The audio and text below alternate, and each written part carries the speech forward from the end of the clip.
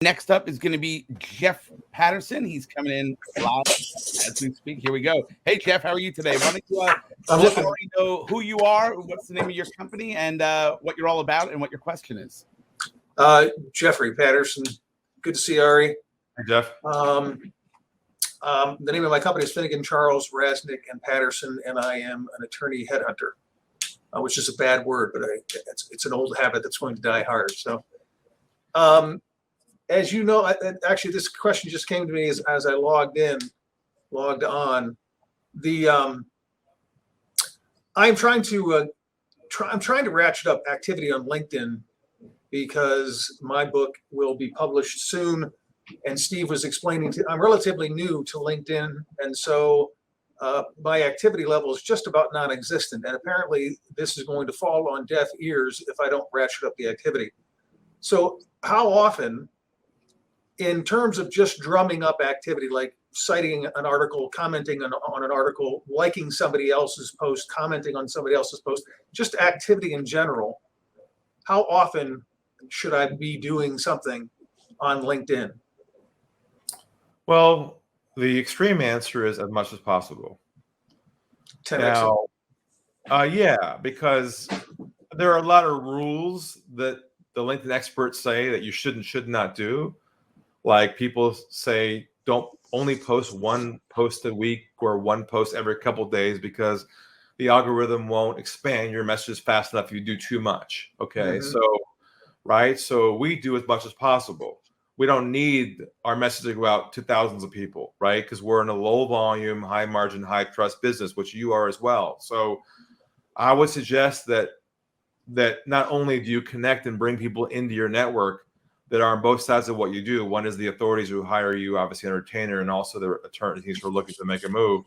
You both bring them, but also that you have a system, a regular pattern, a pattern of some sort, maybe say every other week or twice a week. You post up an article on there of some sort that's content related. You mentioned your book coming out soon.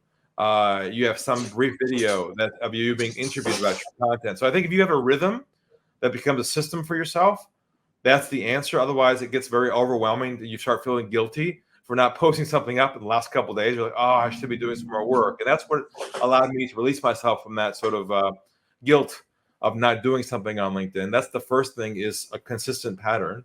And then the next thing is it's once you have that pattern and your network starts to see that you are visible and you are providing interesting ideas and insights, then we can come up together with a way to engage them directly, because you'll be on the first connection. And that's where you can use your trust asset to essentially generate a conversation where, let's just say, for instance, you have a law firm partner of a large firm who happens to be on your network. They've been quiet for a long time and dormant. And all of a sudden, the interview's posted about you, about one of your topics, and they like your message, or they make a quick comment. And you go, oh, okay, that guy's engaged. He's been watching.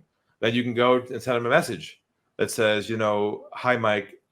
Jeff here. I just want to thank you so much for interacting and appreciating the content that I'm posting up about the topic of XYZ. I was just curious, would you be open to having me send you a copy of my book on this topic as well for your review? Would love your feedback on that. ... That's how you move them from a passive observer of what you do into an engaged conversation where they start moving down your process to a live book, a live conversation, then an onboarding meeting from there. That's really the path of how you start feeding your funnel, so it's consistent over and over again until it becomes a system. Now, one thing to consider too is, in your case, the content that you have is really it's not unlimited, it's framed, and you could basically create these mini posts in advance based upon your content that you do and just set them to go automatically out once a week for the next, whatever time frame, say 6 months, and then you can repeat them all over again. People forget stuff within a couple of days. So, like I have, for instance, videos that I've created over the years that are preset to go out, plenty of them that repeat then after about a year, because it's really the core content I want people to understand about our philosophy, what we do, and that it now gets me off the hook for having to create more content. I just got an email today from a coach saying, on their list saying, here's a plan for more content creation this year. Do this, do that, do that, do this, do this. I'm like, I don't want to do more work.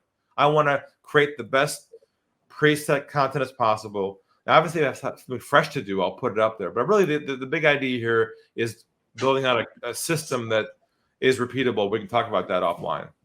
Okay. Sound good? Yes, thank you.